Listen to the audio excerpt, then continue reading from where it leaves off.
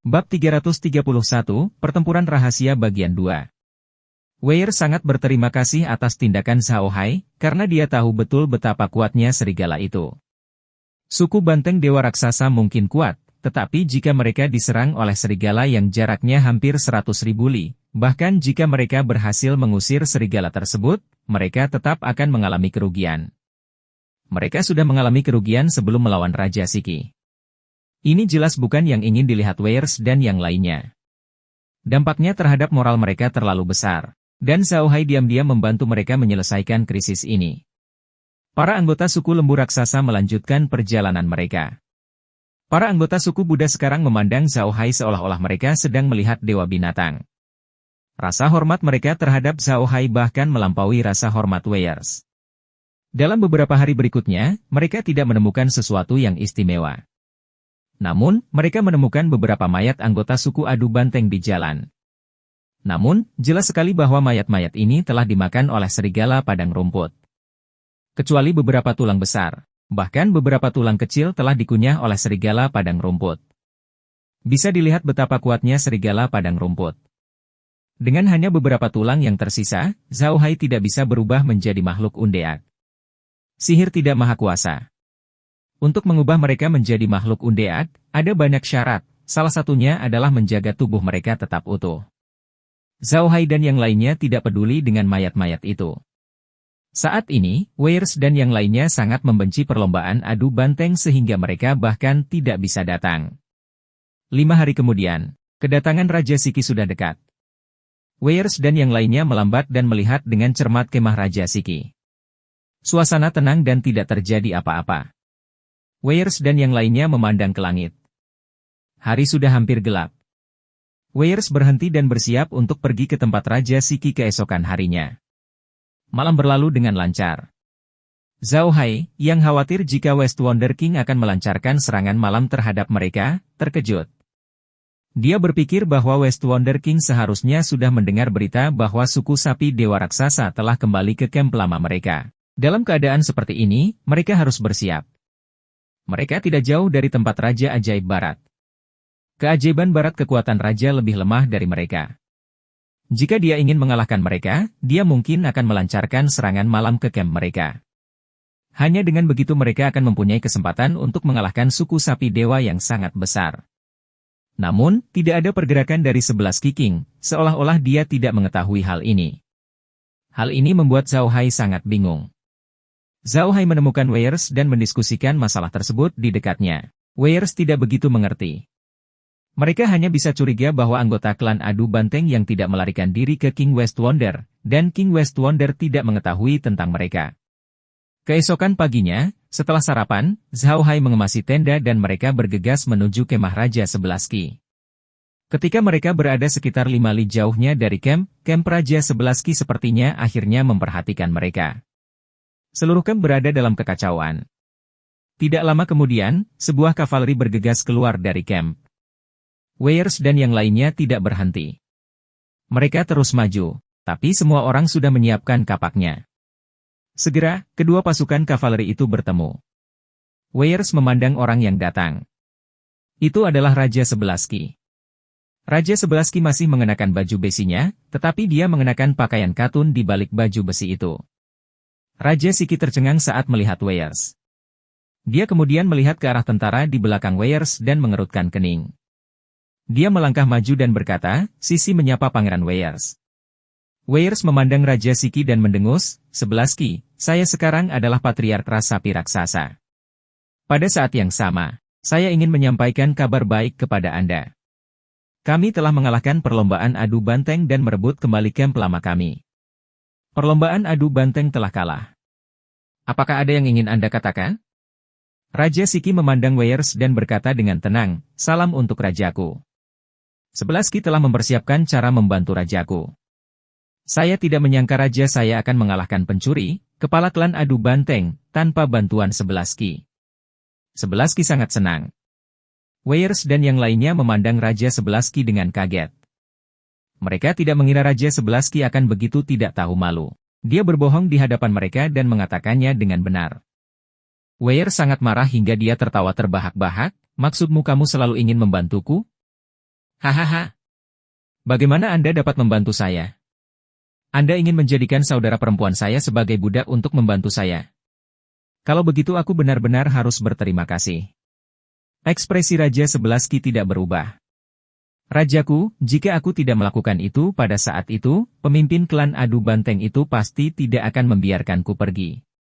Saya melakukan itu untuk mempertahankan kekuatan ini untuk raja saya. Tolong hukum saya. Weirs tiba-tiba berhenti tertawa. Dia memandang Raja Siki dengan tenang dan berkata, benarkah? Saya tidak akan berani berbohong, kata Raja Sebelaski dengan cepat. Wales mengangguk. Kamu benar, Banci. Sepertinya aku telah berbuat salah padamu. Ngomong-ngomong, apakah ada anggota klan adu banteng yang melarikan diri ke tempatmu beberapa hari ini? Raja Sebelaski menggelengkan kepalanya, tidak, kami tidak melihat satupun pembelot suku adu banteng. Itu sebabnya kami tidak tahu apa yang terjadi di kamp lama. Jika saya tahu, saya pasti akan pergi dan membantu. Rajaku, silakan datang ke tenda untuk beristirahat. Weir sepertinya mempercayai kata-kata Raja Sici. Dia mengangguk dan melambaikan tangannya, baiklah, ayo pergi ke tendamu. Zhao Hai tidak keluar dari kereta. Dia memandang Weirs dan Raja Siki dengan aneh. Dia baru saja menyadari bahwa ketika Raja Siki melihat Weir setuju untuk memasuki tenda bersamanya, jejak kegembiraan melintas di matanya. Namun, mata Weir suram. Zhao Hai, yang memiliki pemahaman tertentu tentang Weirs, tahu bahwa kesuraman di mata Weirs jelas tidak tenang. Itu adalah jenis kesuraman yang hanya muncul ketika dia menyembunyikan amarahnya di lubuk hatinya. Zhao Hai menyadari bahwa segala sesuatunya menjadi semakin menarik. Dia tahu bahwa Raja Sebelaski pasti tahu apa yang sedang terjadi. Semua yang dia lakukan tadi hanyalah akting. Dia pasti sedang memikirkan bagaimana cara melawannya. Weirs jelas sudah memikirkan hal ini sejak lama, jadi mereka berpura-pura ditipu oleh Raja Siki. Faktanya, dia menjalankan rencananya sendiri. Menarik, sangat menarik. Ini adalah pertarungan rahasia antara mereka berdua. Pertarungan rahasia ini telah dimulai bahkan sebelum mereka berdua bertemu.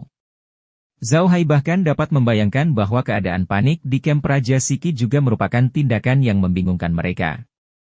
Sekarang, Zhao Hai ingin melihat apa yang akan mereka berdua lakukan selanjutnya. Segera, sekelompok besar orang tiba di luar perkemahan Raja Sebelaski. Saat ini, Zhao Hai menyadari bahwa kubu Raja Sebelaski berbeda. Tenda-tenda di sini sepertinya terlalu padat. Tidak ada tempat bagi sekelompok besar orang untuk beristirahat. Zhao Hai ingat terakhir kali dia datang ke sini. Kampnya tidak terlihat seperti ini. Namun, dia langsung mengerti mengapa Raja Sebelaski melakukan itu. Dia melihat Raja Sebelaski berkata kepada Wells dengan ekspresi gelisah, Rajaku, karena badai salju beberapa hari yang lalu, kamp kami terlalu tertutup, dan kami tidak dapat memiliki pasukan yang besar.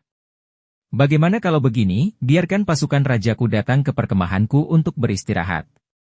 Weirs tersenyum. Kamu terlalu baik, Banci. Tidak perlu melalui banyak masalah. Biarkan mereka beristirahat di luar camp. Setelah mengatakan itu, dia melambaikan tangannya dan memanggil Skoni. Dia membisikkan sesuatu di telinga Skoni, dan Skoni mengangguk dan melambaikan tangannya. Istirahatlah di sini.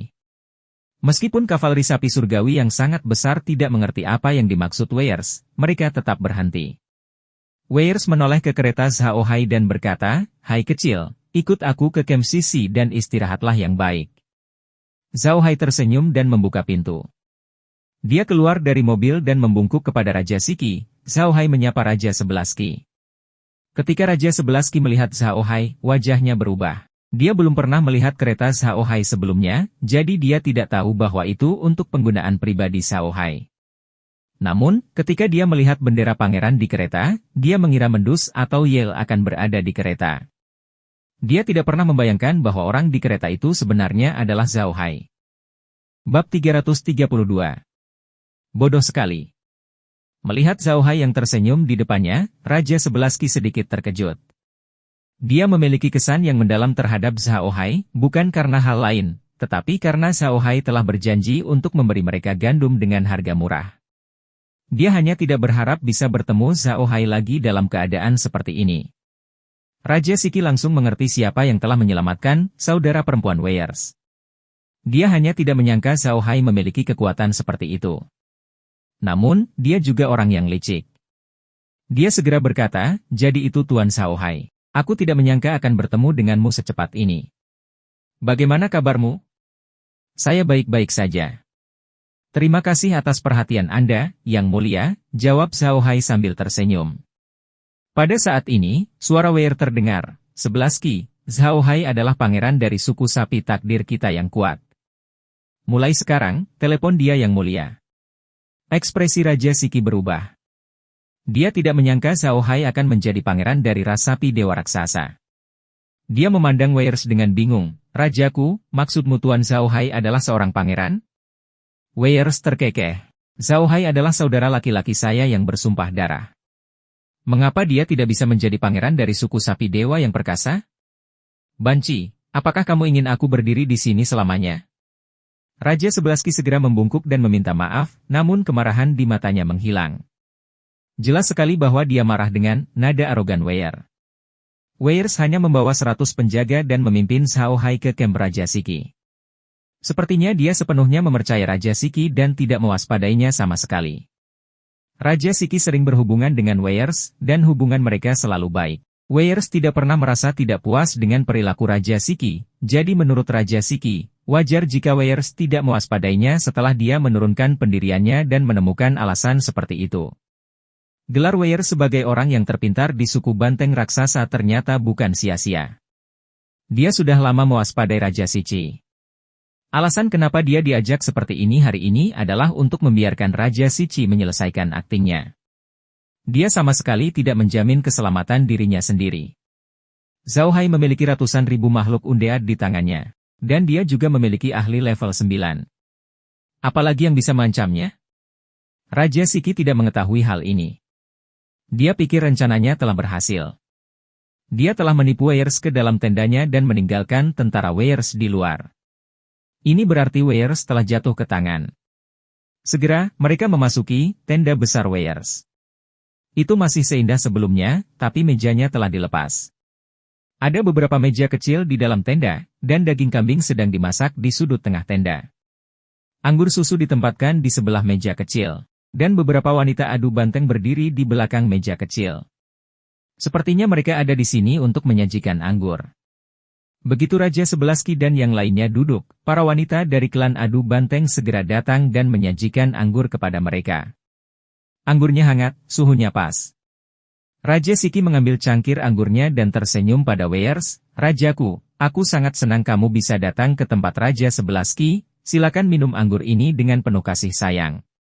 Wei dan Zhao Hai juga mengangkat gelas mereka dan menghabiskan anggur mereka. Raja 11 Qi memperhatikan mereka berdua saat dia sedang minum.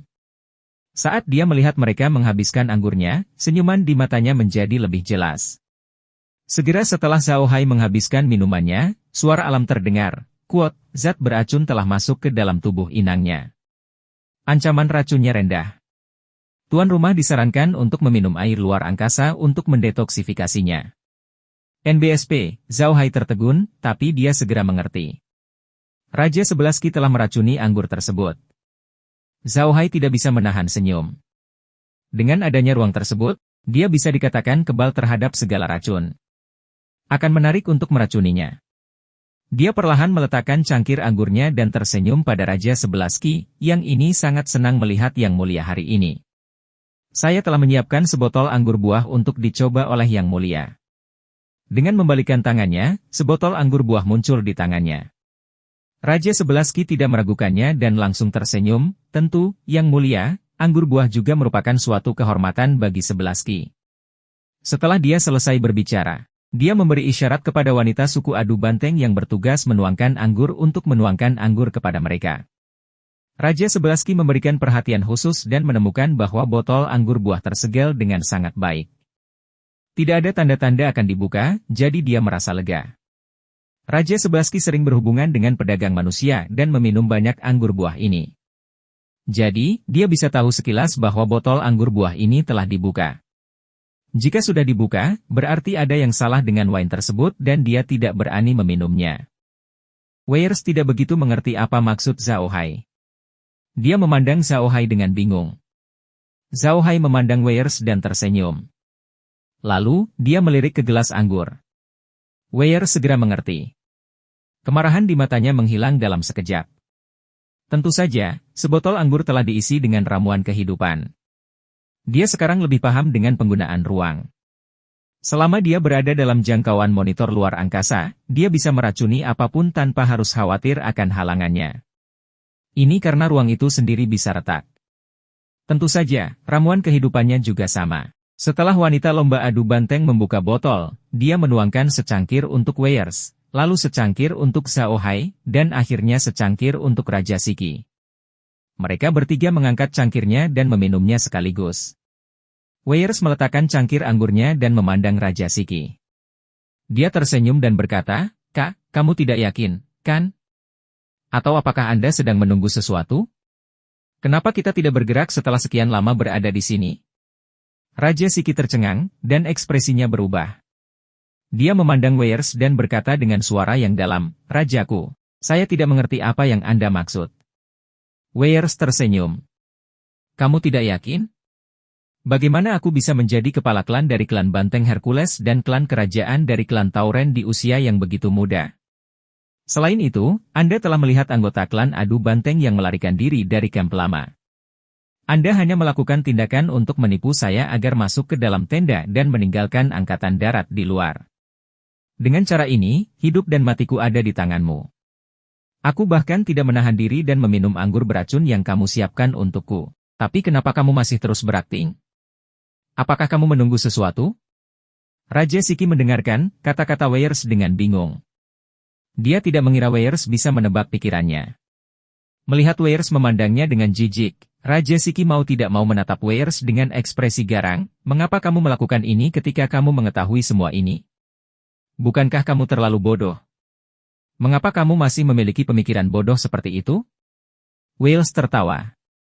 "Jika saya tidak sepenuhnya percaya diri, apakah saya akan mengikuti Anda? Jika saya tidak yakin anggur ini tidak menimbulkan ancaman bagi saya, apakah saya akan meminumnya? Kamu hanyalah seorang idiot yang sombong. Tidak heran Anda tidak bisa mengalahkan patriark klan adu banteng bahkan setelah kami telah banyak membantu Anda. Pada akhirnya, dia membuat kita lengah dan kamu bahkan lebih bodoh lagi. Anda pikir Anda akan baik-baik saja jika mengandalkan patriark klan adu banteng? Kenapa kamu tidak memikirkannya? Kamu pengkhianat dari klan adu banteng. Akankah patriark klan adu banteng mempercayai Anda? Aku sangat terkejut orang idiot sepertimu bisa hidup sampai sekarang." Raja Sebelaski memandang Weiers dengan ekspresi galak dan tertawa dingin. "Bahkan jika kamu tahu, lalu kenapa? Bisakah kamu melakukan detoksifikasi? Hahaha, aku yakin kamu tidak menyangka ketika kamu mengambil kembali kamp lamamu, aku menerima kabar bahwa seseorang menemukanku. Hahaha, itu rencananya waktu itu, jadi perlombaan adu banteng bisa merebut kubu lamamu. Sekarang Anda ditakdirkan untuk mati di tangannya, dia adalah musuh dari ras banteng surgawi Anda yang sangat besar." Mata Weiers berkilat dingin saat dia berkata, "Begitukah? Kalau begitu tolong keluar dan temui aku." Raja Sebelaski tersenyum dan berkata dengan suara yang dalam, "Tolong, Tuan Bowman." Begitu dia selesai berbicara, seseorang masuk dari luar. Zhao Hai dan Weiers tercengang saat melihat orang ini. Mereka mengira orang ini adalah manusia, tetapi mereka tidak menyangka ternyata bukan manusia. Sebaliknya, dia adalah orc berdarah murni, anggota ras banteng raksasa. Wells tidak pernah berpikir bahwa pihak lain akan menjadi banteng yang sangat besar. Dia memandang Bowman dengan bingung. Dia yakin dia belum pernah melihat Bowman sebelumnya dan tidak tahu siapa dia. Meskipun Bowman tampak gigih seperti banteng raksasa, dia tidak setinggi banteng raksasa biasa, dan tubuhnya juga tidak terlihat terlalu kuat. Dia mengenakan jubah ajaib putih dan memiliki ekspresi lembut dan halus di wajahnya. Dia sepertinya adalah penyihir elemen ringan. Bowman memandang Weiers dan tersenyum. Dia membungkuk pada Weiers dan berkata, "Bowman menyapa Patriark Wells." "Bagaimana kabar Patriark Wells?" Weiers memandang Bowman dan berkata dengan bingung, "Kamu berasal dari klan sapi dewa raksasa." Bowman tersenyum. "Sejujurnya, saya adalah anak yatim piatu dari klan banteng raksasa yang dibesarkan oleh manusia. Dewa cahayalah yang memberiku segalanya, dan aku juga akan mendedikasikan kehidupannya." Mendengar kata-kata Bowman, Zhao Hai tidak bisa menahan diri untuk tidak menepuk kepalanya dan berkata, orang idiot lain yang dicuci otak oleh agama. Tidak heran dia akan melakukan hal seperti itu. Suara Zhao Hai tidak lembut, sehingga semua orang di tenda mendengarnya. Namun, reaksi setiap orang berbeda-beda. Weiers memandang Zhao Hai dengan kaget. Raja Siki memandang Zhao Hai dengan ekspresi puas diri, dan Bowman memandang Zhao Hai dengan marah. Bowman menatap Zhao Hai dan berkata, orang berdosa, beraninya kamu berbicara tentang gereja seperti itu? Kamu akan dihukum oleh Tuhan. NBSP, benarkah? Zhao Hai mendengus. Lalu Tuhan membiarkanmu menghukumku? Dia tidak bisa melakukan apapun saya di wilayah manusia, dan dia tidak bisa melakukan apapun saya di padang rumput orc. Apakah Anda ingin bertemu teman-teman Anda? Hehe. Zhao Hai berjabat tangan, dan dua orang muncul di sekitarnya. Salah satunya adalah manusia bersumpah penyihir putih. Itu tidak lain adalah Lin Sebak. Ayah dari uskup putih Zhao Hai telah berubah menjadi mayat hidup adalah seorang uskup merah. Yang lainnya juga mengenakan jubah ajaib putih, tapi dia berambut merah. Dia adalah ahli tingkat 9 yang telah membunuh Zhao Wen, penyihir tipe api tingkat 9 yang diasuh oleh proyek senjata pamungkas Gereja Cahaya, Rein Kakak. Bab 333. Seorang idiot yang tidak bisa berbuat baik atau jahat. Bowman secara alami mengenali Rein Kakak. Faktanya, dia dan Rein Kakak lah yang bertanggung jawab atas masalah antara suku Adu Banteng dan suku Banteng Raksasa. Bowman juga tahu bahwa Rein Kakak pasti kalah kali ini, tapi dia tidak menyangka akan bertemu dengannya lagi di kesempatan seperti itu. Namun, Rein Kakak bukan lagi saudaranya di gereja, dia telah menjadi undead. Bowman tidak mengenal Lin Sebak, tapi dia tahu dari pakaiannya bahwa dia adalah seorang uskup kulit putih dari Gereja Cahaya. Bowman tidak dapat memahami bagaimana Zhao Hai dapat mengubah uskup kulit putih menjadi makhluk undead. Zhao Hai memandang Bowman dan berkata sambil tersenyum, kalian berdua, tolong sapa Tuan Bowman. Dia berasal dari sekte yang sama denganmu, tapi menurutku dia akan segera menjadi temanmu. Semua orang di tenda mengerti apa maksud Zhao Hai. Raja Siki juga baru mengetahui bahwa Zhao Hai adalah seorang penyihir hitam. Berpikir bahwa Zhao Hai adalah seorang penyihir hitam, Raja Barat merasa heran karena jantungnya berdebar kencang. Memikirkan bagaimana dia baru saja meminum secangkir anggur penyihir hitam, Raja West heran merasa bahwa dia telah membuat kesalahan terbesar dalam hidupnya. Rein Kakak menatap Bowman dan berkata dengan tenang, halo, Bowman. Aku tidak menyangka kamu masih ada di sini. Rein Kakak adalah makhluk undead tingkat tinggi. Selain setia kepada Zhao Hai, dia masih memiliki kemampuan berpikirnya sendiri. Namun, Bowman tidak memikirkan hal seperti itu. Dia mengabaikan Bowman dan menoleh untuk melihat Zhao Hai. Berhenti berpura-pura. Dia bahkan tidak memiliki kemampuan berpikir sekarang. Anda adalah orang jahat yang pikirannya dikendalikan oleh iblis. Anda tidak bisa berbohong kepada saya. Zhao Hai tersenyum. Saya tidak mengendalikan pikiran. Dia memiliki kemampuan berpikirnya sendiri. Selain itu, dia tahu setiap percakapan Anda dengannya. Jika kamu tidak mempercayai saya, kamu bisa bertanya padanya. Saya berjanji jika dia tahu warna pakaian dalam yang Anda kenakan sebelumnya, dia tetap tahu.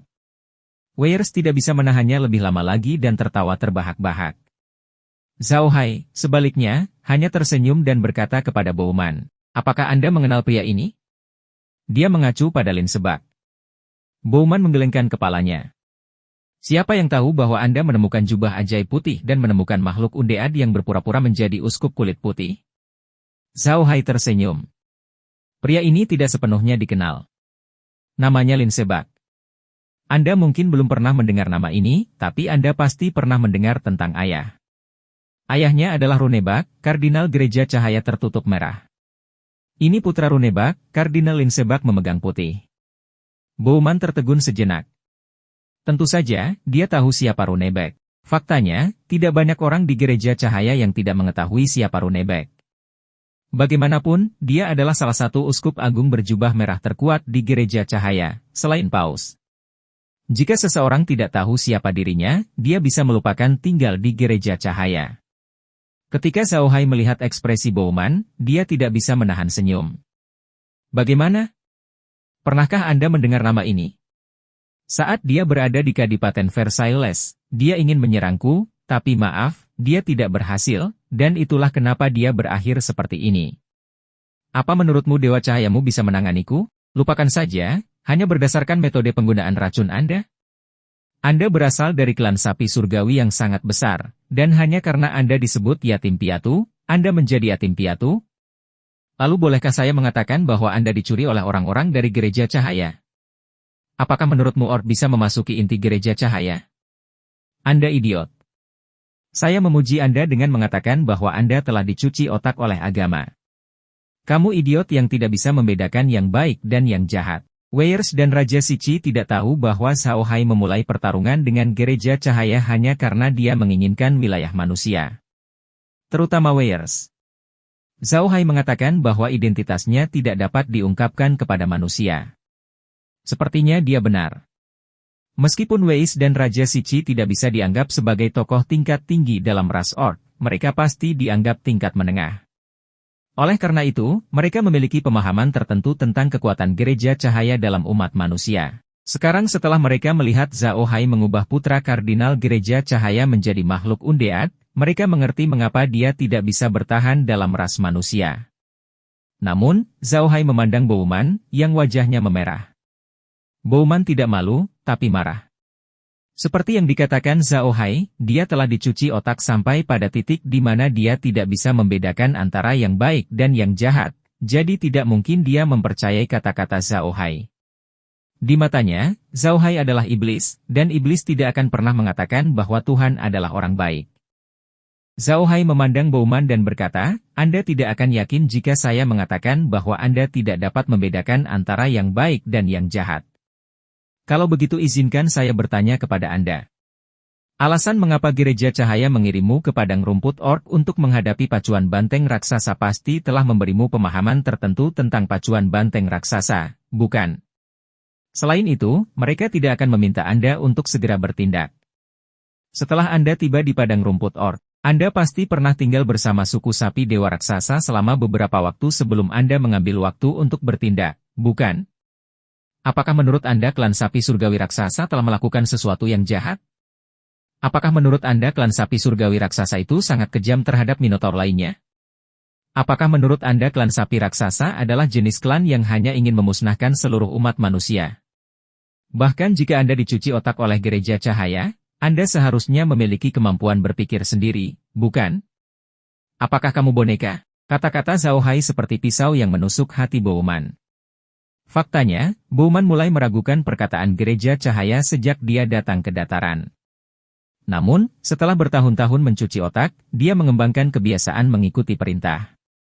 Oleh karena itu, meskipun dia menemukan bahwa para Orc berbeda dari yang dia ketahui, dia tetap mengikuti perintah gereja.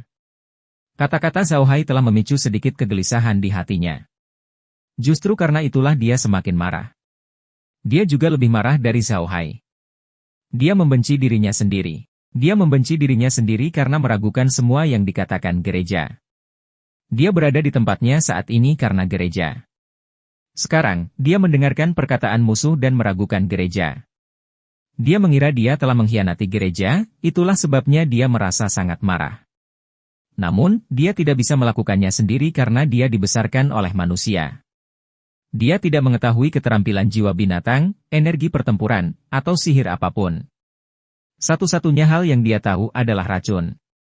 Jadi, mustahil baginya untuk membalas dendam pada Zhao Zhang. Dia hanya bisa meracuni Zhao Hai. Tapi sejujurnya, kemampuan meracuninya tidak begitu bagus. Zhao Hai tidak peduli dengan apa yang dipikirkan Raja Siki. Dia percaya bahwa orang seperti Bowman, yang telah dicuci otak sepenuhnya oleh agama, tidak akan mati secara layak, jadi tidak ada yang perlu dikasihani darinya. Karena itu, dia menoleh ke arah Raja Siki dan berkata, 11 Kiwang, apakah kamu benar-benar berpikir bahwa kamu dapat menangani aku dan kakak laki-laki dengan melepaskan racun-racun itu? Apakah kamu tidak meremehkanku? Aku sudah bersikap sopan kepadamu dengan tidak meracunimu, tapi kamu justru bermain-main dengan racun di hadapanku. Itu konyol. Raja 11 Ki menatap Zhao Hai dengan dingin, apakah kamu benar-benar berpikir bahwa aku akan menggunakan ini untuk berurusan denganmu? Kalau begitu, kamu terlalu menggelikan. Weirs mau tak mau menjadi tertarik. Dia memandang Raja Siki dan berkata dengan ekspresi penasaran, mungkinkah ada cara lain untuk menghadapi kita? Jangan bilang kamu meminta petarung peringkat 9 untuk membantumu? Jika Anda bisa mengundang ahli peringkat ke-9, Anda bahkan tidak perlu meracuni kami. Anda bisa saja berurusan dengan kami. Raja Sebelas Ki tertawa dingin, untuk berurusan denganmu, apakah aku memerlukan pembangkit tenaga listrik peringkat 9? Kalian terlalu memikirkan dirimu sendiri. Setelah mengatakan itu, dia mengambil gelas anggur dan melemparkannya ke tanah. Zhao Hai memukul kepalanya. Itu tandanya kamu sudah memecahkan cangkir. Brengsek. Mengapa semua hal melodramatis ini terjadi pada saat yang bersamaan? Pada saat ini, seruan perang datang dari luar tenda. Zhao Hai melirik Raja Siki, menggelengkan kepalanya, menghela nafas, dan melambaikan tangannya. Barisan pasukan kavaleri Undead adu banteng muncul di tenda, dan tak lama kemudian, tenda itu runtuh. Weirs juga keluar dari tenda di bawah perlindungan makhluk Undead. Weirs menaiki kudanya, dan Zhao Hai naik keretanya. Di bawah perlindungan hampir 10.000 pasukan kavaleri Undead adu banteng, mereka bergegas keluar dari camp. Ketika Zhao Hai melepaskan makhluk Undead, Raja Sebelas Ki tercengang. Dia pernah mendengar tentang manusia penyihir hitam tapi dia belum pernah melihat penyihir hitam yang bisa memerintah begitu banyak makhluk Undead. Ini terlalu mengerikan. Saat dia masih linglung, Zhao Hai dan Weirs telah meninggalkan tenda dan keluar dari perkemahan. Orang-orang yang dia tempatkan di luar tenda bahkan tidak memiliki kesempatan untuk bergerak sebelum mereka diusir oleh makhluk Undead. Sudah terlambat bagi Raja Siki untuk mengorganisir kelompok untuk mengejar Weirs. Weirs sudah meninggalkan camp. Ketika Raja Siki melihat Weirs telah meninggalkan camp, dia tahu bahwa dia sudah tamat. Dengan kekuatan sukunya, mustahil menghentikan tentara Weirs. Dia tahu dia sudah mati.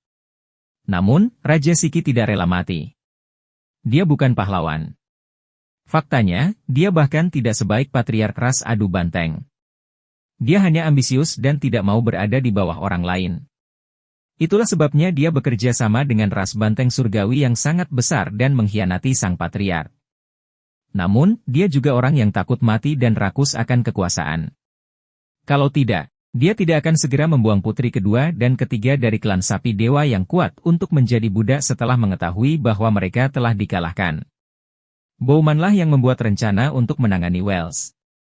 Dia menyetujuinya karena menurutnya hal itu mungkin untuk berhasil. Lagi pula, ini adalah kesempatan terakhirnya, jadi dia ingin mengambil risiko. Menurutnya, dia adalah tauren terkuat selain suku sapi dewa raksasa.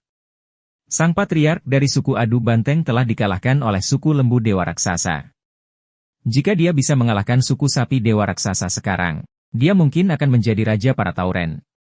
Justru karena keserakahan inilah dia memutuskan untuk mengambil risiko dan bersumpah dengan Weirs. Namun, dia tidak mengetahui keberadaan Zhao Hai, jadi dia ditakdirkan untuk gagal. Dia bukan satu-satunya yang tidak mengharapkan keberadaan Zhao Hai.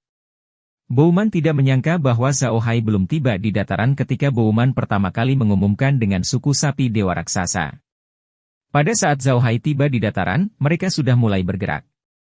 Wells tidak bisa lagi kembali ke kamp suku sapi dewa raksasa. Jadi mereka tidak menerima kabar apapun dari Zhao Hai. Ketika Wells kembali, mereka telah dikalahkan dan hanya bisa berpikir untuk melarikan diri. Mereka tidak akan memperhatikan Zhao Hai. Itu sebabnya mereka tidak pernah mengetahui keberadaan Zhao Hai. Sekarang setelah mereka mengetahuinya, semuanya sudah terlambat. Bab 334. Kerajaanku sendiri. Begitu Zhao Hai meninggalkan tempat Raja Sici, dia segera mengingat makhluk Undead. Dia takut orang lain akan salah paham.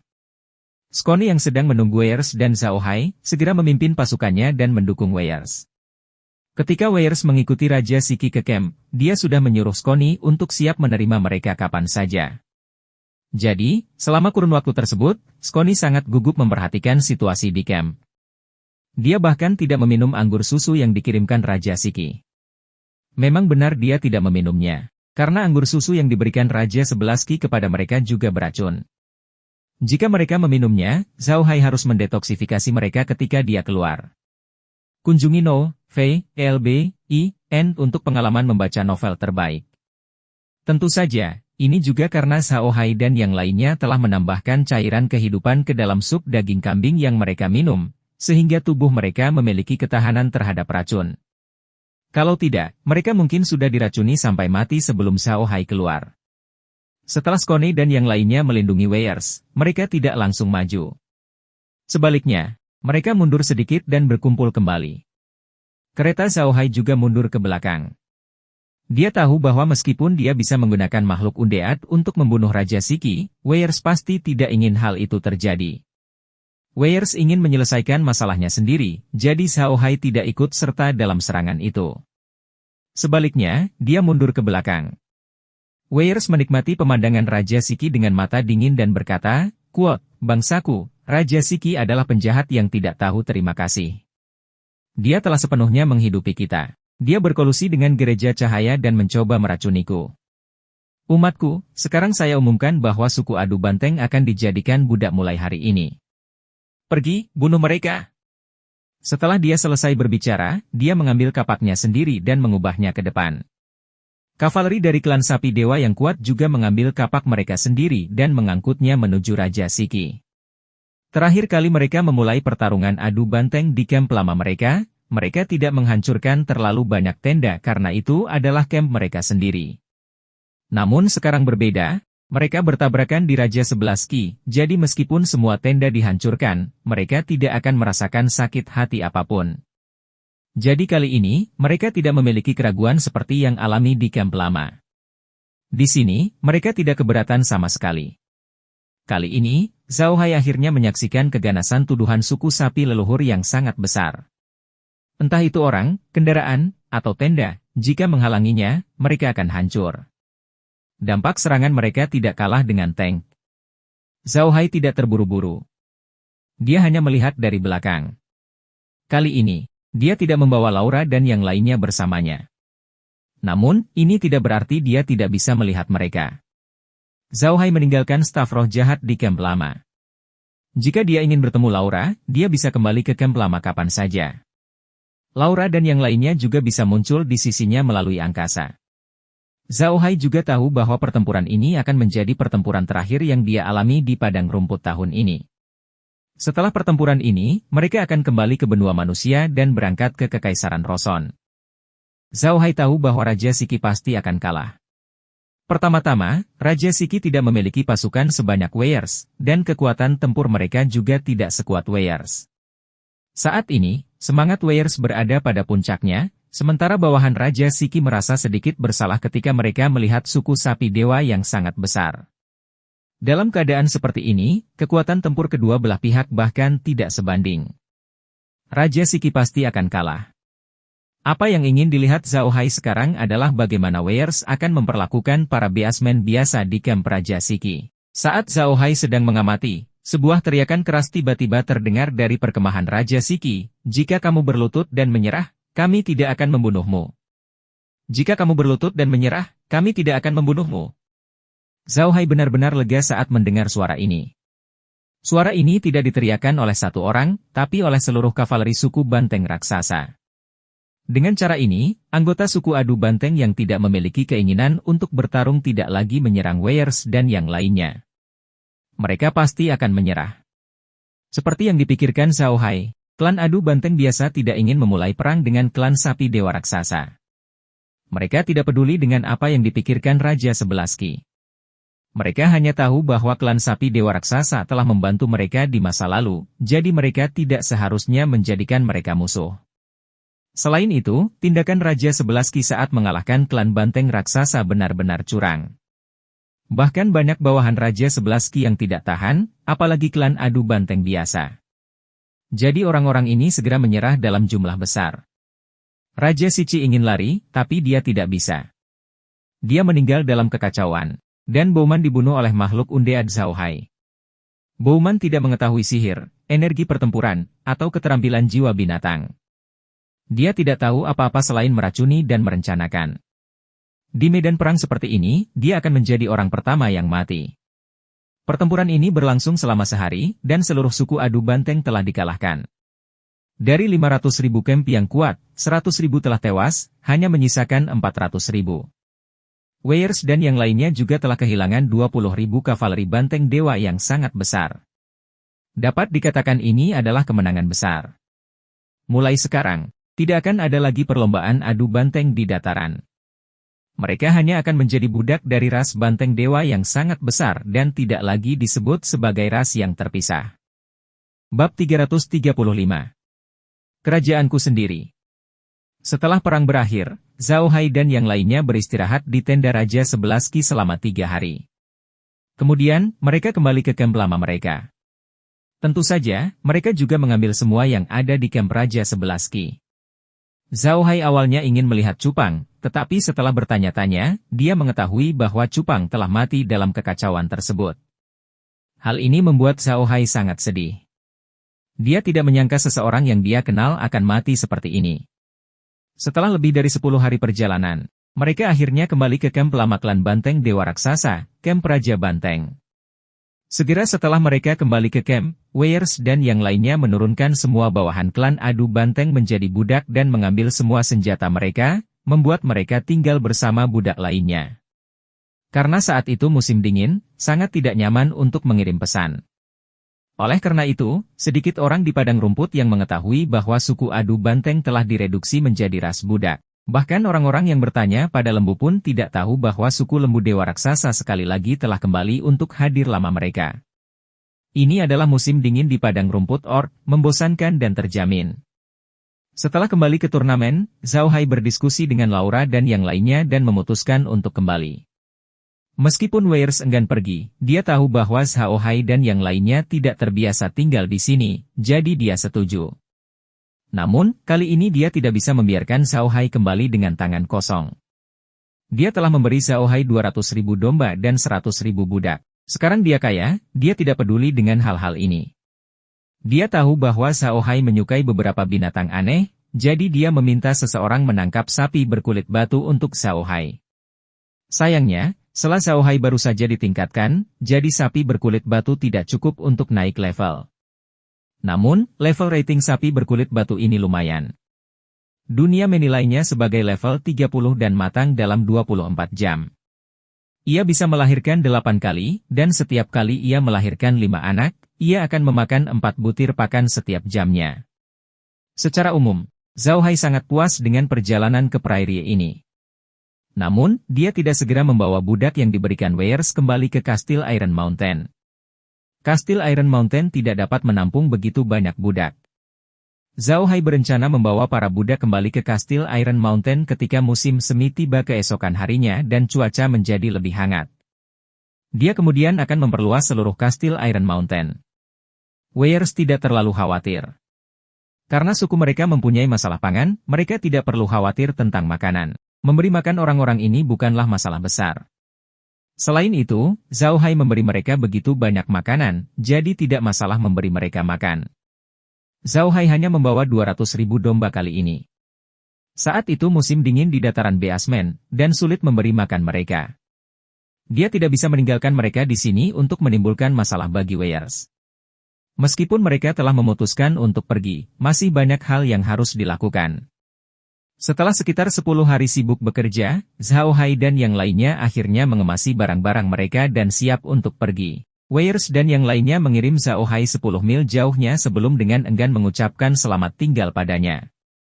Bahkan ketika konvoi Zhao Hai menghilang dari pandangannya, Weirs masih enggan untuk kembali.